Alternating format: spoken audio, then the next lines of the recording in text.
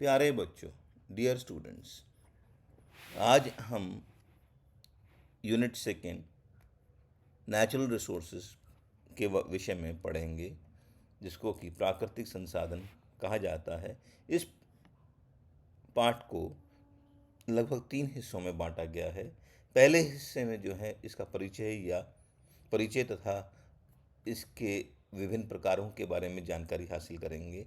दूसरे में जो है इन्हीं प्राकृतिक संसाधनों को विस्तृत रूप से पढ़ेंगे और समझेंगे। मैं हूं आपका राजकुमार सर। हम देखें कि मानव की जो समस्त आवश्यकताएं होती हैं प्रकृति की ही गोद में संपन्न होती है। प्रकृति ही उस सारी आवश्यकताएं पूरी करती हैं और प्राकृतिक संसाधनों की प्रचुरता के बावजूद पृथ्वी पर उपलब्ध पदार्थों और ऊर्जा के विशाल भंडार में से बहुत कम भाग ही मानव के लिए उपयोगी है, क्योंकि संसाधन या तो पूरी तरह से अगम्य है अथवा ऐसे रूप में उपलब्ध है जिनका उपयोग नहीं किया जा सकता है। प्रकृति के भंडार का केवल वही भाग संसाधन बनता है जो मानव की आवश्यकताओं को पूरा करने के लिए उपयोग किया जा सकता है। तो प्राकृतिक संसाधन का आशय क्या है? मनुष्य की आवश्यकताओं को पूरा करने में समर्थ जैव भौतिकी पर्यावरण के तत्वों को प्राकृतिक संसाधन कहा जाता है। इसके अंतर्गत वायु, भूमि, मृदा, नदियाँ, झीलें, जलप्रपात,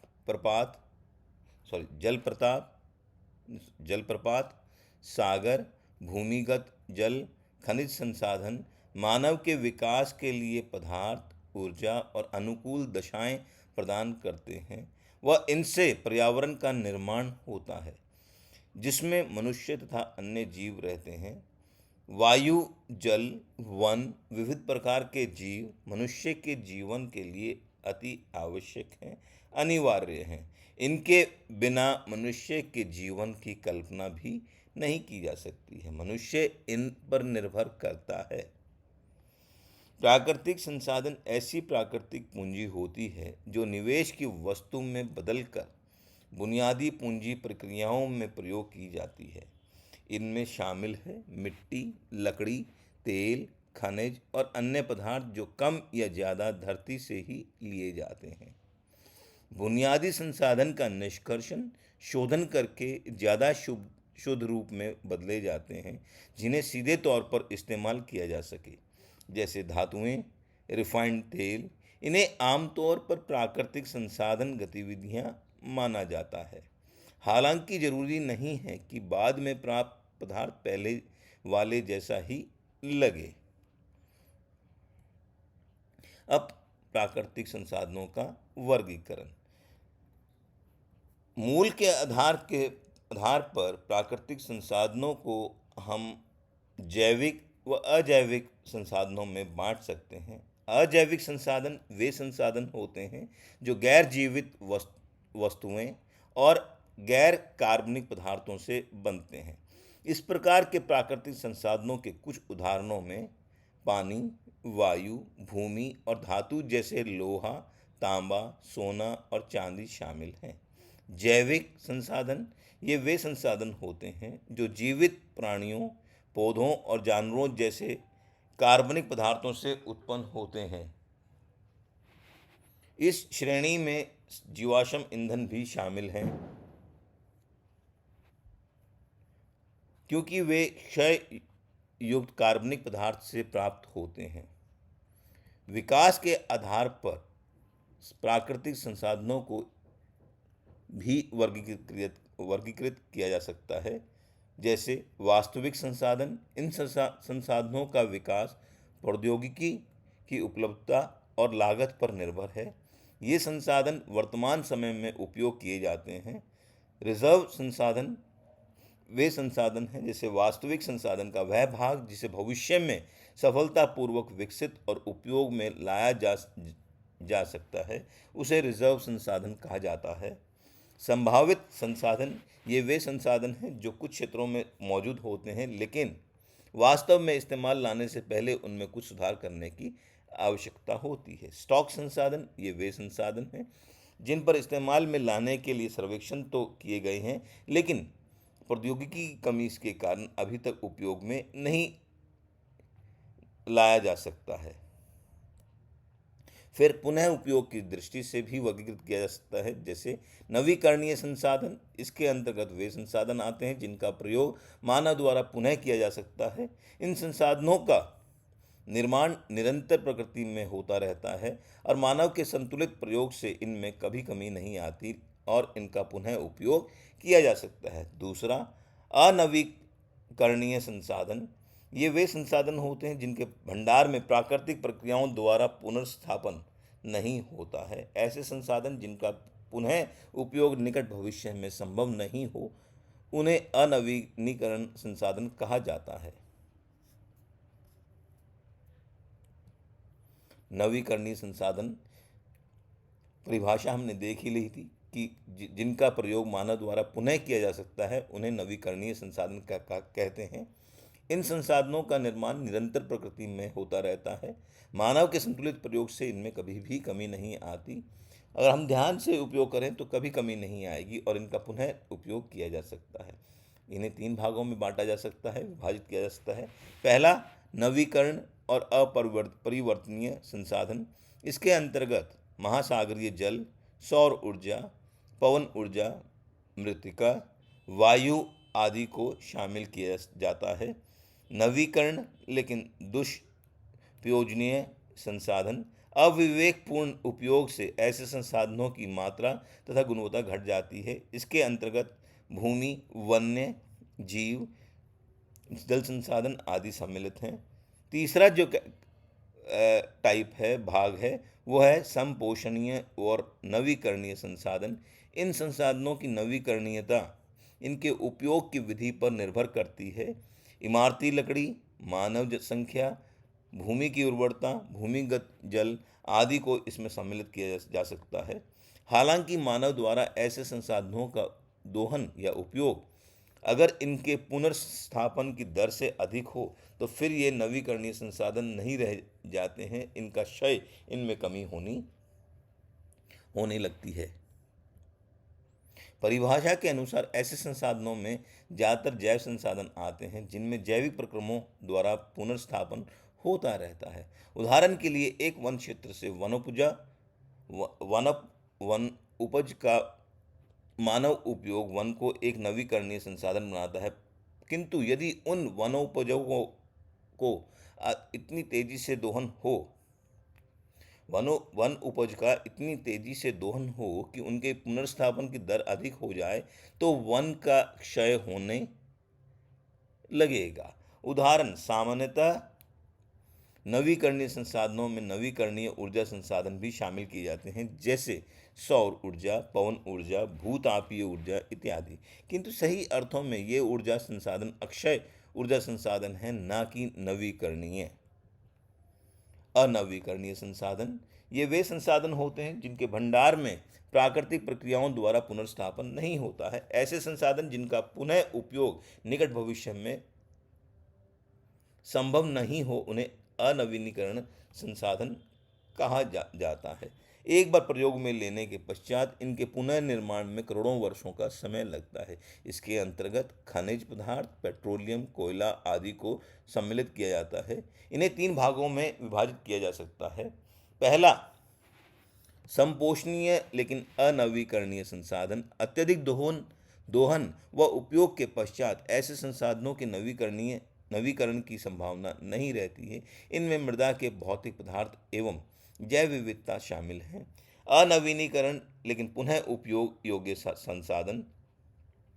जिन संसाधनों का उपयोग बार बार किया जा सकता है उन्हें इस वर्ग में रखा गया है, जैसे रत्न, खनिज जैसे लोहा, टिन, तांबा, सोना और चांदी इत्यादि। अनवीनीकरण लेकिन एक बार उपयोग योग्य संसाधन जैसे कोयला, पेट्रोलियम, प्राकृतिक गैस और अधात्विक खनिज एक बार उपयोग के बाद ही समाप्त हो जाते हैं, अपना रूप परिवर्तित कर लेते हैं।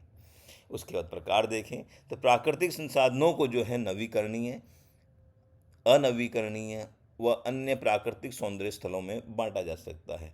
नवीकरणीयों को देखें तो प्रत्यक्ष सौर ऊर्जा और भूतापीय ऊर्जा और अप्रत्यक्ष सौर ऊर्जा में विभाजित किया जा सकता है। अप्रत्यक्ष सौर ऊर्जा को देखें तो भूभौतिकी स्रोत जैसे हवा, वायु, ज्वार भाटा, जल विद्युत इत्यादि, और फोटोसिंथेटिक स्रोत जैसे जिसमें आपकी अल्पकालिक कृषि उपजें आती हैं या दीर्घकालिक वनस्पतियां आती हैं।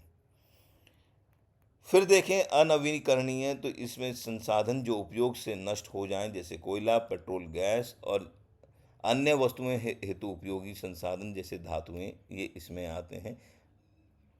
और अन्य तो हमने जिक्र कर ही लिया कि प्राकृतिक सौंदर्य स्थल, इस प्रकार से हम जो है प्राकृतिक संसाधनों को या उनके प्रकार देख सकते हैं। फिर देखें प्रकृति के संरक्षण के विभिन्न उपाय। प्रकृति के संरक्षण के लिए हमें निरंतर प्रयास करते रहना चाहिए और प्राकृतिक संसाधनों का अधिक उपयोग करना बंद कर देना चाहिए। उपलब्ध संसाधनों को अपव्यय किए बिना समझदारी से उपयोग करने की आवश्यकता है। वन्य जीवों के संरक्षण के लिए जंगली जानवरों का शिकार करना बंद कर देना चाहिए और उनके प्राकृतिक आवासों को सहेजना चाहिए ताकि जो है उनके आवास जीवित रहें, संभले रहें, ताकि उनके जो है आवास नष्ट ना होने के आवास नष्ट होने से जो है वो अपने उनकी जनसंख्या में कमी आ जाती है। किसानों को मिश्रित फसल की विधि, उर्वरक, कीटनाशक और फसल चक्र के उपयोग को सिखाया जाना चाहिए। खाद, जैविक उर्वरक इस्तेमाल को उपयोग में लाने की जरूरत है। वनों के अत्यधिक कटाई को नियंत्रित करना चाहिए। वर्षा के जल की संचयन प्रणाली स्थापित की जानी चाहिए। सौर, जल और पवन ऊर्जा जैसे नवीकरणीय संसाधनों के उपयोग को प्रोत्साहित किया जाना चाहिए। कृषि में इस्तेमाल होने वाले पानी को दोबारा उपयोग में लाने की प्रणाली का पालन करना चाहिए। जीवाश्म ईंधन की खपत को कम करना एक अच्छा तरीका है। कागज़ के उपयोग को सीमित करें और रिसाइकलिंग को प्रोत्साहित करें। पुराने लाइट अथवा बल्ब की जगह पर फ्लोरेसेंट बल्ब या एलईडी बल्ब का इस्तेमाल करके ऊर्जा को बचा सकते हैं, जिससे बिजली बचाई जा सकती है। इसके अलावा जब आवश्यकता ना हो तो रोशनी के उपकरण और इलेक्ट्रॉनिक आइटमों को बंद कर देना चाहिए। प्राकृतिक संसाधनों का असमान उपयोग भी देखने में आता है विश्व भर में जो है असमान उपयोग। जैसे वर्तमान समय में देखें तो प्राकृतिक संसाधनों के एक बड़े भाग की खपत प्रौद्योगिकी के क्षेत्र में विकसित देशों में हो रही है।